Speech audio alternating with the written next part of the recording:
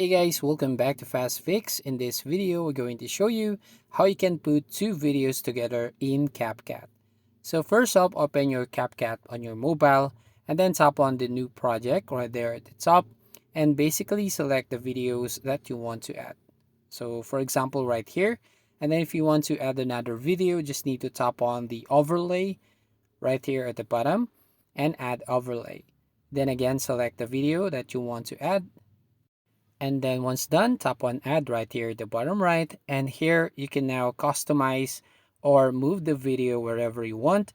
But basically, I just recommend you to change the ratio right here at the bottom. So find the ratio and then you can select here any ratio that you want. So in my example, just want to use this 1:1 or this Instagram video, and right from here. And then you can now set up your two videos here. You can move it, the first video to left and the second video to right. So just like this. Now if you want to edit the size of this one, you can crop this one and resize the video here. And again, I just want to put it on the second frame, as you can see.